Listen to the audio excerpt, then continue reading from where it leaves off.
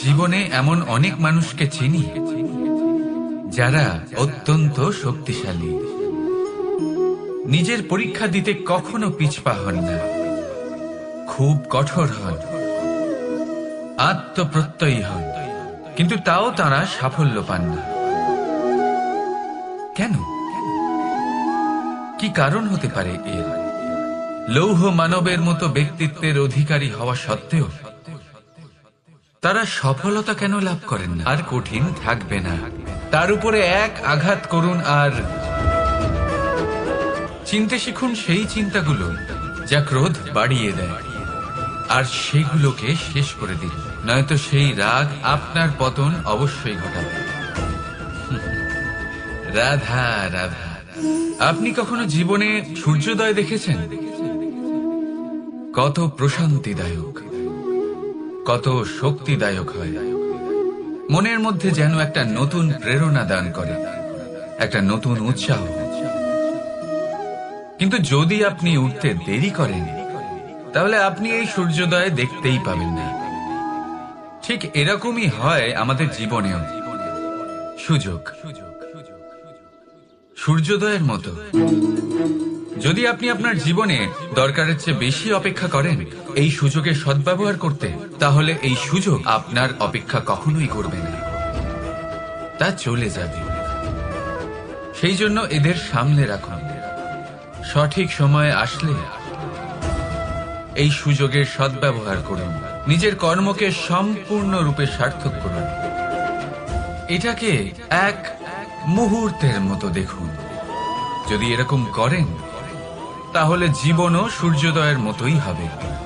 এতে সন্তুষ্টি থাকবে, গৌরব থাকবে, আর থাকবে শান্তি। রাধা রাধা। চিত্রের বুকে গজিয়ে ওঠা এই দুব্ব ঘাস দেখেছেন? দুব্ব ঘাস, যা আমাদের পাকে শীতল রাখে। এতে যদি বসেন, তাহলে মনে হবে নরম কোথাও বসে আছেন। এত ছোট হলেও কিন্তু এর মধ্যে গুণ আছে অনেকগুলি, আর যতটা ছোট এটা, ততটাই বড় শিক্ষক। কিভাবে? ভাবুন, পাতা ঝরার মরশুমের পরে সমস্ত পাতা একত্রিত হয়ে থাকে।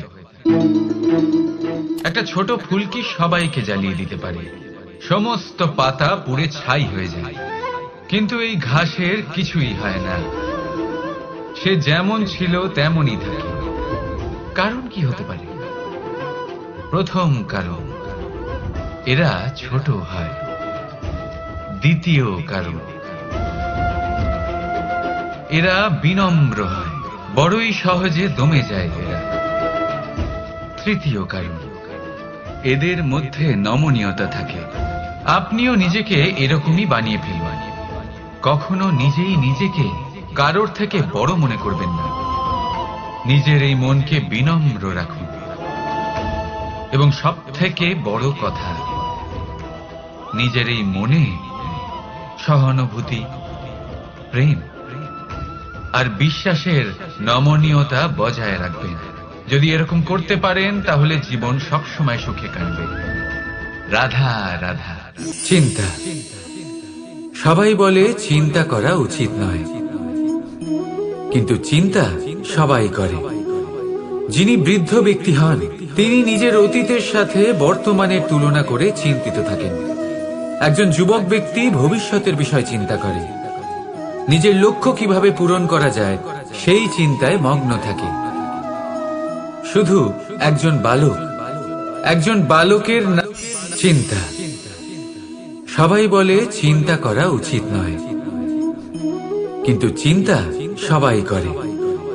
যিনি বৃদ্ধ ব্যক্তি হন, তিনি নিজের অতীতের সাথে বর্তমানের তুলনা করে চিন্তিত থাকেন। একজন যুবক ব্যক্তি ভবিষ্যতের বিষয় চিন্তা করে, নিজের লক্ষ্য কিভাবে পূরণ করা যায় সেই চিন্তায় মগ্ন থাকে। শুধু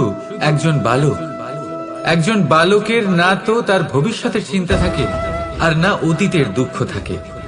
আর এরকম কেন? কারণ সে শুধুমাত্র বর্তমান নিয়ে ভাবে। যদি আমি আপনাকে জিজ্ঞেস করি যে এই সংসারে সবথেকে মাহাত্ম্যপূর্ণ বস্তু কি, তাহলে আপনি বলবেন জল, আর একদম ঠিক বলবেন। কিন্তু কোন কারণে?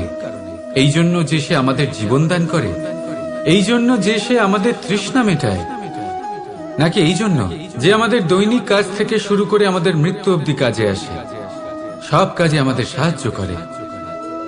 না, এর পেছনে একটা কারণ হলো জলের প্রকৃতি। ভেবে দেখুন, সমুদ্রের এই জল সূর্যের তাপ সহ্য করে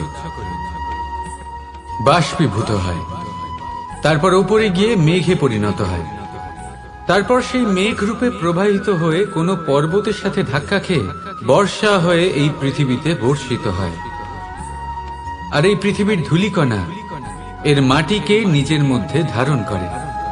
মানুষের দ্বারা, অন্য প্রাণীর দ্বারা যে ময়লা ছড়িয়ে পড়েছে তাকে নিজের মধ্যে ধারণ করে, আর তারপর ফের অগ্রসর হয়ে পড়ে সমুদ্রের দিকে, সমুদ্রে মিশে যায়। কিন্তু তবুও আবার বাষ্পীভূত হওয়ার সময় সেই ময়লাকে সে সেখানেই ফেলে যায়, সেই ময়লাকে নিজের সাথে নিয়ে যায় না। ব্যাস, এটাই জলের প্রকৃতি, যা তাকে মহান করে তোলে।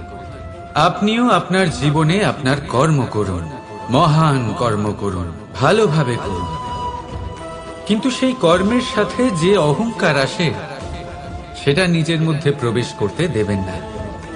তার থেকে ওপরে উঠুন, আপনি নিজেকে জলের মতো হালকা অনুভব করবেন।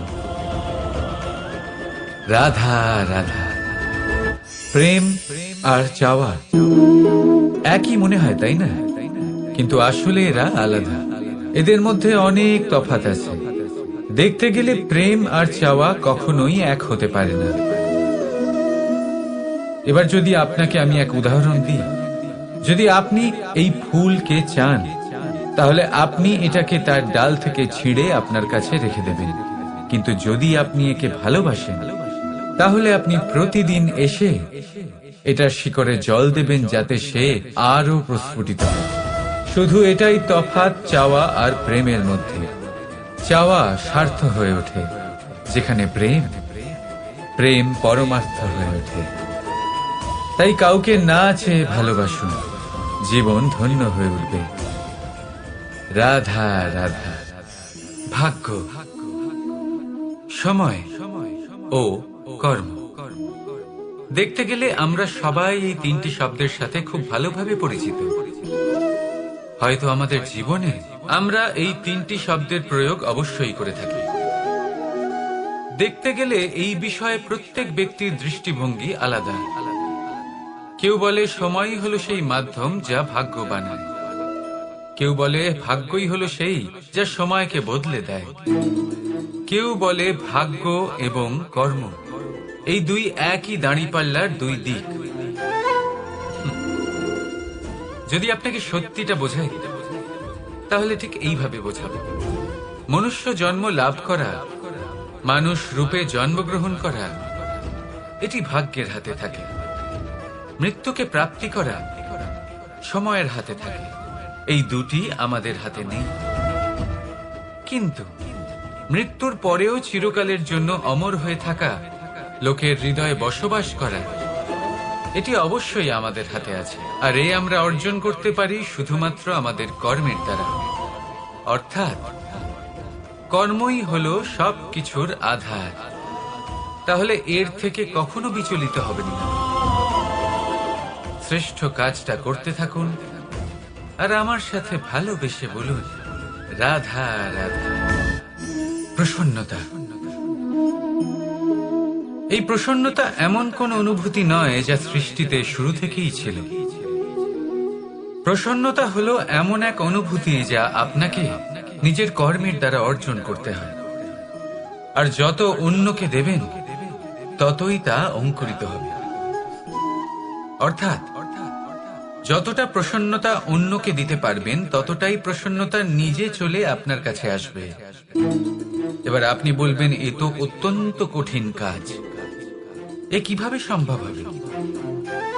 সবাইকে প্রসন্ন রাখা তো স্বয়ং মহাদেবেরও সাধ্য নয়। আমরা তো হলাম সাধারণ মানুষ, এ কিভাবে হতে পারে?